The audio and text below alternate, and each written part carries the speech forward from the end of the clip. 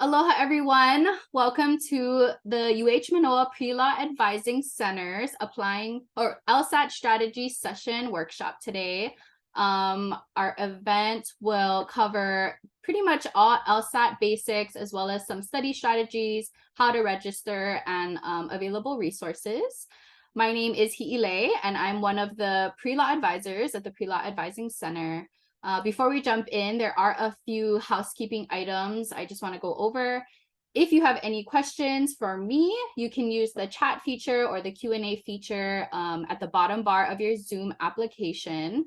You can send questions throughout the presentation, and I'm going to have like a separate Q&A at the end of our talk today. And also important to note is that this event is recorded, but all attendee information will be kept confidential. As a quick overview, PAC is a pre-health, pre-law advising center open to the public. We're open from 8:30 a.m. to 4 o'clock p.m. And our physical office is located in Sinclair Library, room 107B. You can make one-on-one advising appointments with us online using Star Balance, or over email, phone call, or via walk-in to our office. The pre-law side of PAC focuses on providing one-on-one advising and assistance related to law school and the legal profession. And lastly, before we dive into the substantive material for today's workshop, here's a list of our other pre-law workshops this spring 2023 semester. You can use the QR code on this slide to register. It's also available on the flyer, which you'll get after this session today. And so no worries if you can't capture all of this information right now. Again, I'll send it out via email. So let's start off by answering the fundamental question, what is the LSAT? The LSAT stands for the Law School Admissions Test, and it's administered through the Law School Admissions Council. Some of you might be familiar with the Law School Admissions Council already if you've started applying to law schools. And you can think of LSAC, the council, as the middleman between you and the law schools. The LSAT exam is a really integral part of law school admissions. The test is intended to help law schools make sound admissions decisions by assessing topics like critical reading, analytical reasoning, logical reasoning, and persuasive writing skills. And all of these skills are, fundamental building blocks for success in law school. The LSAT is the only standardized test accepted by all ABA accredited law schools in the United States, but as some of you may know, some schools also accept the GRE. As of June 2019, the LSAT is now administered in two parts. So the first part of the test is a multiple choice exam that includes reading comprehension, analytical reasoning, aka logic games, you might have heard it called that, and logical reasoning questions. In addition to these three sections, there's also a fourth experimental section that is not scored. And this experimental section is often chosen at random, so it could be any one of those first three topics I had mentioned. And also important to note is that the topics may appear in any order on the exam, so it's not necessarily listed in this order that I have on the slides right now. The second part of the test is a written essay, and they call that the LSAT writing component. This part of the exam is a proctored on-demand writing exam that is administered online now using a secure proctoring software that's kind of installed on your own computer, so you can take this at home. Test takers will generally complete the LSAT writing separately from the multiple choice portion of the test, which is that first part we just discussed, at a time that's convenient for you and a place that's convenient for you. So that's, kind of nice that you have a little bit more flexibility in regards to this writing portion. The writing portion becomes available in your online account in the LSAC about 8 days prior to your test administration for that first part multiple choice component. So you can take it up to 8 days before you do that multiple choice session. And then afterwards, we'll discuss that in a little bit, but there's really no kind of deadline by which you need to complete it. However, it's highly recommended that you complete it ASAP or immediately after you do the multiple choice section, because your exam scores won't be released until you finish that writing portion. Until you, in other words, complete both parts of the LSAT. Okay, we'll break this down. So the test takes approximately 3 hours to complete, with each of the 4 sections lasting 35 minutes. Between the second and third sections of that multiple choice part, you are allowed a 10-minute break, a 10-minute intermission. And this will be kind of an opportunity for you to take a pause, use the restroom, like take a drink of water or eat something, and also stretch your legs. And the writing portion is also 35 minutes. And you're going to be given an essay, and you're prompted to write a response in return.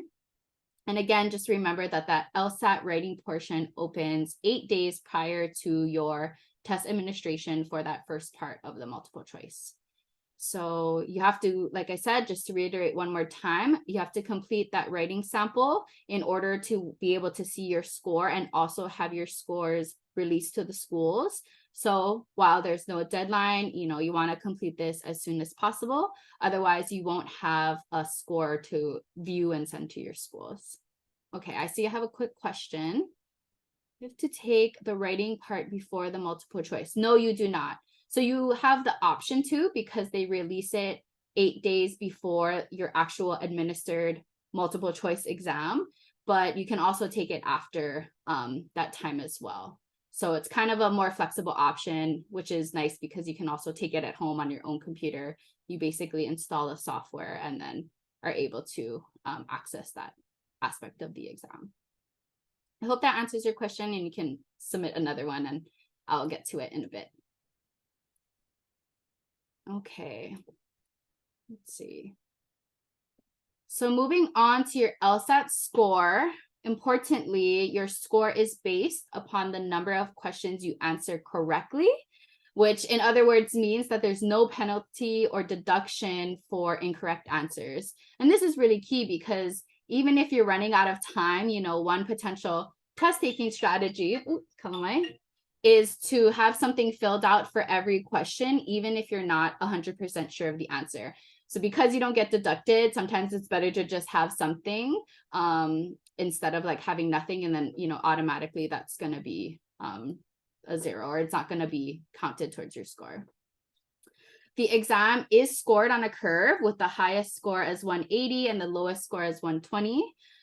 So be sure to check with your schools for the median scores of, the most recent entering class to see how your test scores compare with admitted students. That's one really great metric to see whether, you should probably shoot for a higher score, or that, first initial score that you get will be sufficient. And lastly here, important to know that all test questions are weighted equally. So no section is worth more points than another. So let's move on now to LSAT registration. At the Pre-Law Advising Center, we recommend that you aim to take the June LSAT before the fall of your application cycle. And, by planning to take the test in June, you'll have the rest of the summer to focus on the other components of your application, which can include, your resume, your personal statement, getting letters of recommendation, and other stuff like that. And, also a benefit of shooting for the June LSAT is that if you're unsatisfied with your score, you'll also have several opportunities for retaking the test before your applications are due. So to register for the LSAT exam, you must first create an account on the Law School Admissions Council website, which you can see listed here on the slide.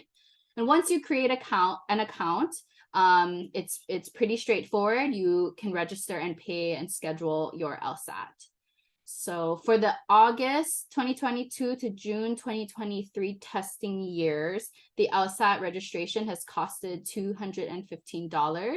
This price actually does change from year to year. So this is the most recent cost that we could provide to you. But again, like depending on when you take your exam, it might change. Before it's been 200, even, in the 190s, but it changes every year. So depending on when you take it, it should be around this this cost. So here you see a graph of the 2023 exam schedule. I've gone ahead and crossed out the January and February testing dates since the registration deadline for these have passed. This information, again, will also be available in a PDF copy of the slides that I send out after this meeting today. And it's also available on the LSAT website. So no worries if you can't jot down all this information. If you're applying for the 2023-2024 school year, then we recommend again that you register for the June 2023 LSAT listed here at the bottom of the graph. The 2023-2024 exam schedule is still in the process of being finalized, but here you can kind of preview some of the testing dates that have already been set, so you can plan ahead. Again, this information will be available later on the LSAC website, but primarily we provide this so you can note the days. It's generally Fridays and Saturdays of the beginning of each month. And again, here for the rest of the year, subject to change, I'm sure.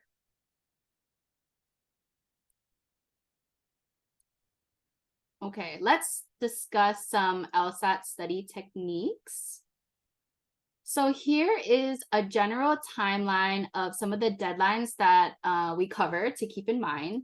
So again, generally we recommend to study at least 3 to 6 months for the LSAT before taking your first one. I know you're all maybe thinking that this timeline is long and there's more than enough time to study, but life goes by quickly. And the reason we suggest this time frame is because, if you're still taking classes or you're working, it can be hard to study while also maintaining, good grades and fulfilling other personal responsibilities we might have at any given time. And, on the flip side, if you don't have classes or you're in a gap year and you have more time to study, then this timeline may not work for you. You may be able to significantly decrease the amount of time, the length of time that you need to study if you're putting in more hours per day. And we really want to emphasize here, exam hack that's not really a hack, but to study by taking multiple full-length practice exams in their entirety. It can be a daunting task because, again, the exam's around 3 hours long, and thinking about sitting for 3 hours and doing that multiple times just to practice the exam can feel like a lot, but it's probably the most important but underutilized study techniques that we know of. If you really want to succeed, you not only need to study the content being tested, but you also need to practice like actual exam test taking to improve your endurance, to really familiarize yourself with the format of the exam. So at PAC, we really emphasize the need for test takers to do these practice exams in full, so they know what to expect and you know what to improve on before test day. It's also a good way to kind of compare where your strengths and weaknesses are. So really just want to hone that down. If you're able to take full-length practice exams in their entirety, that's probably one of the most effective, efficient things you can do as part of your study plan. Moving on, there are a ton of different ways you can study for the LSAT. This includes self-study, study groups, commercial test prep classes, and this really depends on your study habits and schedule. So think about what method would work best for you to study for the LSAT. In terms of resources, we first recommend you visit our Pre-Law Advising Center's lending library. This is essentially a library of free study materials and resources that you can check out for up to 2 weeks at a time. The lending library and other resources are linked here on the slide, so you'll get a PDF and you'll be able to click that link and go straight to the website to kind of, register and check out books. So don't worry about having to search for it right now. And again, visiting these websites will give you more info on the resources itself and how to access them. In addition to the lending library, there are also free LSAT studying resources available to you here.